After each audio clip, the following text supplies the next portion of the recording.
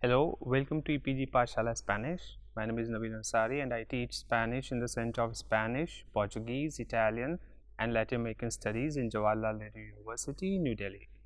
We are in the paper entitled Spanish Grammar 1. In the previous 6 modules, we have covered the informal way of giving command and issuing instructions, verbal periphrases, the periphrastic future and verbs which are used to talk about future plans and actions, useful words related to going on vacation, climate of Spain, some of the time expressions, and also we have learned about the prepositions por and para, and also some idiomatic expressions used with the preposition por and para, and the difference in the usage of different verbs having identical meaning but different uses. In this module entitled Repaso 5, we are going to revise the main points covered in the previous 6 modules, which will help you not only in a better understanding but also in remembering the relevant aspects of its usage in your communication. So whenever we need to get something done from others, we use the instruction mode to tell them what we want them to do. This mode is called the imperative mode in Spanish.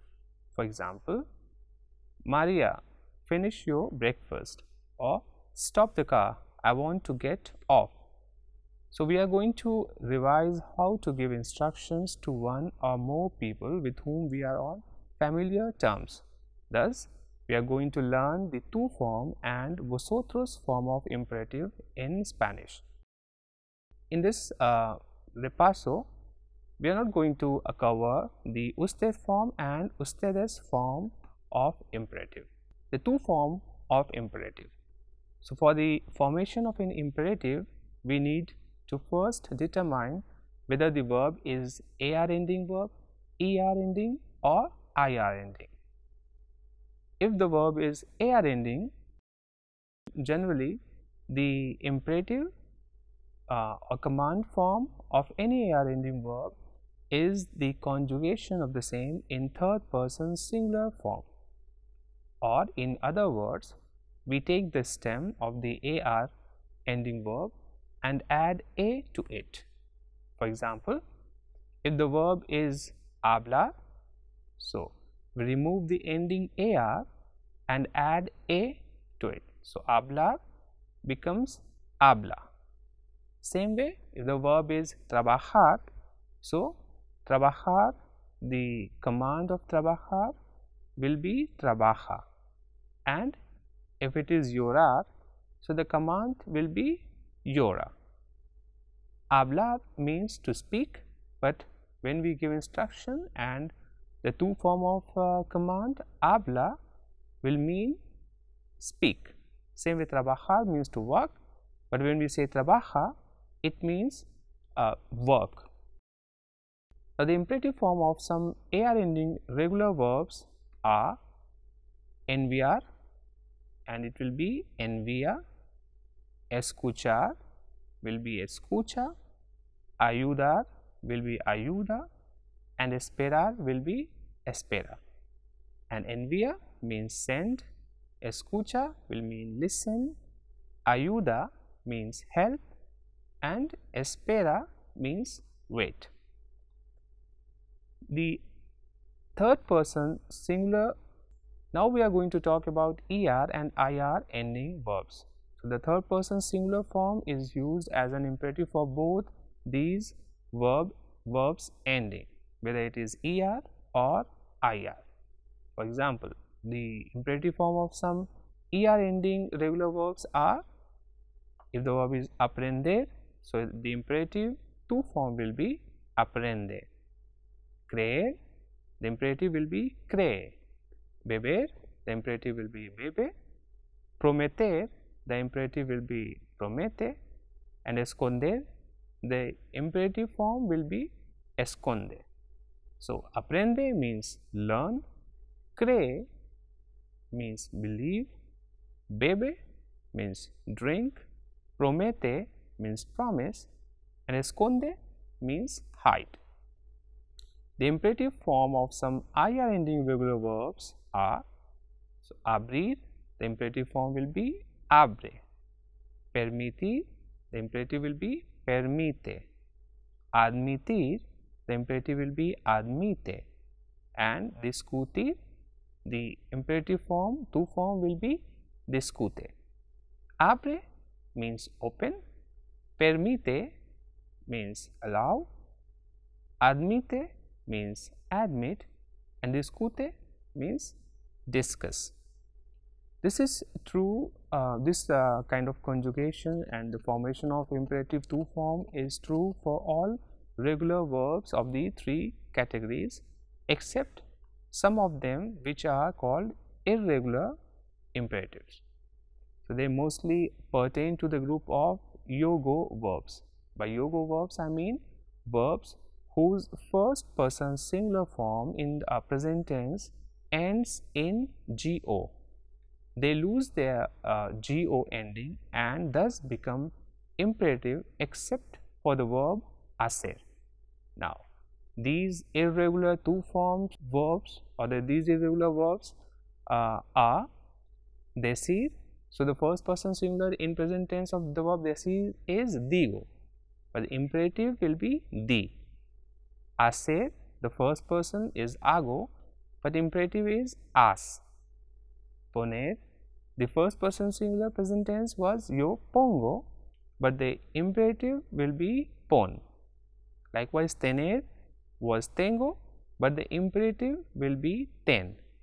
Venir was vengo, but the imperative is when, and salir is salgo in the present tense yo form, but the imperative to form will be sal.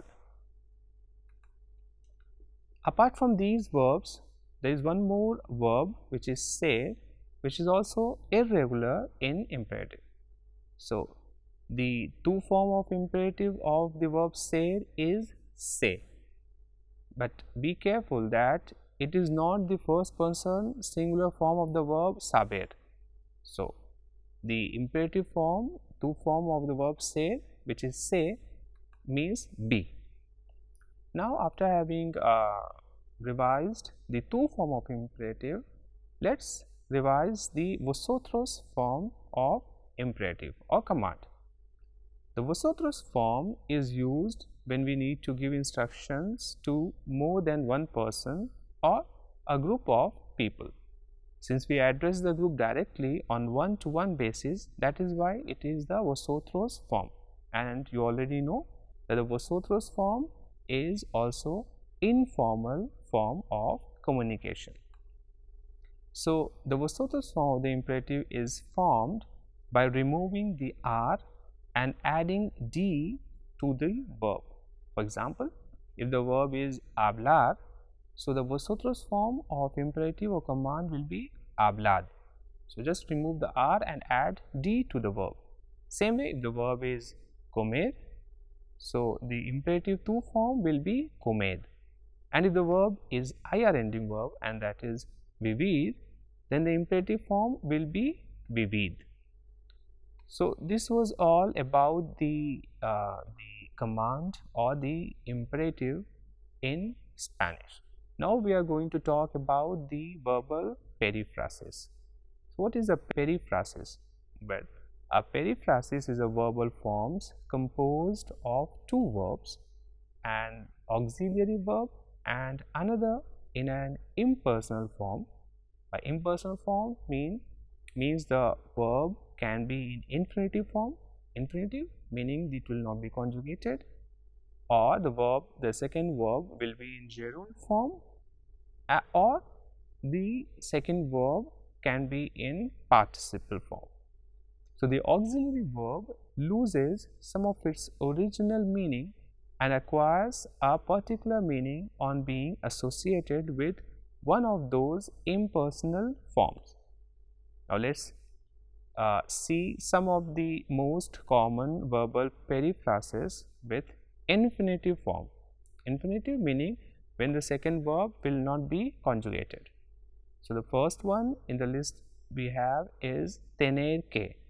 So, tener que plus infinitive meaning to have to. Deber. Deber means should or must, which can also be used with a verb in infinitive form.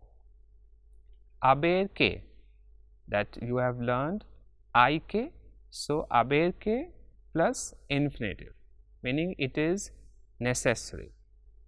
Poder plus infinitive, meaning can or to be able to. Deber de plus infinitive, meaning must something. Soler plus another verb in infinitive form. So, soler plus infinitive meaning usually. Empezar a or comenzar a plus infinitive. Empezar a or comenzar a means to begin to or to start. Acabar de plus infinitive, meaning to have just done something. Alcanzar a plus infinitive, meaning to be able to do something. Cesar de plus infinitive, meaning to cease to do something. Dejar de plus infinitive, meaning to stop doing something. And estar por plus infinitive, meaning to be on the verge of doing something. So, all these are the auxiliary verbs that we have just seen, like tener que, deber, haber que, poder. So, it will be conjugated according to the person, whether person is first person singular, second person or third person singular, or first person plural, second or third person plural. And the second verb, which will be in infinitive form, will not be conjugated. Apart from these, there are few more, like poder plus infinitive, meaning to be able to do something. Ponerse a plus infinitive, meaning to start to do something. Quedar por plus infinitive, meaning to remain to do something. Llegar a plus infinitive, meaning to come to do something. Volver a plus infinitive, meaning to return to do something or to do something again. Tardar en plus infinitive means to take a long time to do something. So, these were some common verbal periphrases or the verbs used with infinitive. Now, let's revise or let's talk about the verbal periphrases of gerund form. It is the union of an auxiliary verb and the gerund. Some of the verbs used with gerund are estar, ir, llevar, seguir, continuar, and andar. So, these are some verbs used with gerund form of another verb. Now, for referring to a future which is very near or recent future, we use the periphrastic future tense, which is formed by the verb of movement ir plus a plus another verb. So, ir means to go, and it always take the preposition a, and after the preposition a comes another verb. So, what is the conjugation of the verb ir? In present tense, it is yo voy, tú vas, él, ella, usted va, nosotros vamos, vosotros vais, ellos, ellas, ustedes van, which means to go. So, for example, of this structure, that is ir plus a plus verb in infinitive. For example, voy al cine, meaning I am going to the cinema. So, likewise, there are or you can form many examples, or you can use this verb structure for talking about near future or future plans, something which you are going to do in near future. Now, when we are talking about near future, when we talk about vacations, for talking about vacations in Spanish, we need to know some useful words in Spanish which will help you to plan your vacation accordingly. So first, let's start with the transport. Transport is transporte, and it can be en coche, meaning in car, en tren, meaning in train, en avión, meaning in plane, en barco, meaning in ship, or en ave. Ave es tren de alta velocidad, meaning high speed train which is found in Spain. So these are the modes of transport which we normally use for going to some place. For accommodation, so accommodation is known as alojamiento in Spanish. So the alojamiento can be en un hostal, meaning in a hostel, en un albergue, albergue is another kind of or type of hostel, en un camping, meaning at a campsite, en un hotel, meaning in a hotel, or en una casa alquilada, meaning in a rented house. Places are known as lugares. So the places can be una playa, meaning a beach, unas ruinas mayas, meaning Mayan ruins, una montaña, meaning mountain, or un monumento, meaning monument. Also, we should know what type of travelers we are. So type of traveler in Spanish is tipo de viajero, and some of type of travelers are aventurero, meaning adventurous, cultural, meaning cultural, deportista, meaning sporty, and turista, meaning of tourist nature. And what kind of activities we do normally when we go somewhere? Some of the activities are visitar monumentos, meaning to visit monuments, probar comida tradicional, meaning to try traditional food, ir a un concierto, meaning to go to a concert, and tomar el sol, meaning to sunbathe. Now some of the type of travelers are, as we have seen earlier, aventurero, meaning adventurous one. So who are these travelers? In Spanish, I'm going to explain them. Quien pertenece a este tipo de viajero gusta de tomar tours a lugares exóticos, irse con solo un boleto de ida asegurado, explorar sitios inhóspitos, en pocas palabras, sentir la adrenalina correr, cuídate y disfruta sus vacaciones. Ecológico. Ecológico quiere decir or means ecological or environment friendly. So these kind of travelers are: el viajero ecológico es feliz en la naturaleza y cuida el entorno como a sí mismo. No enferma con desechos tóxicos el medio ambiente. Planta al menos un árbol en su vida y contribuye así para tener un mundo mejor, como bosques, mar o campo son la recomendación.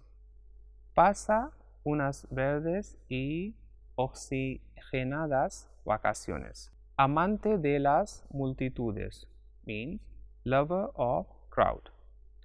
No sabes estar solo o con pocas personas a tu alrededor. Te encanta la fiesta y los grupos de gente. Eres bastante sociable y no es raro que invites a más de uno a pasar las vacaciones contigo. Las grandes y modernas ciudades son el lugar ideal para ti en esta época. Espiritual, meaning spiritual. Entonces, who is this kind of traveler? quizá sin darte cuenta deseas encontrar paz interna, conocerte más. Los retiros espirituales, visitar lugares religiosos famosos, meditar y planear cambios positivos en tu vida va a dar a tus vacaciones el sabor que buscas. Now, as you know what type of traveler you are, now let's choose Spain for our destination. In Spain, there are various types of climate. Let's quickly see the types of climate found in Spain, and you can also see them in the picture. So the type of climates that we have in Spain are el clima oceánico, el clima continental, el clima mediterráneo, el clima de montaña y el clima subtropical. So these are the types of climate found in Spain. Now we are going to revise the use of por and para. So in Spanish, both the prepositions por and para means for most of the times. It is one of the topics which confuse Spanish learning students. Thus, for a non-native speaker, it is very important to learn when por and para are used, as changing one with another will change its meaning completely. So we use por to indicate means of doing something, to indicate cause, result or reason of something, to express apology or gratitude, to indicate price of something, to indicate time, meaning por la mañana, which means in the morning, por la tarde, which means in the afternoon or evening, y por la noche, meaning at night. Por is also used when it is followed by a verb in infinitive. Then it expresses an action that has not been completed. It is also used to indicate speed or rate. For example, 8 kilómetros por hora o 10%.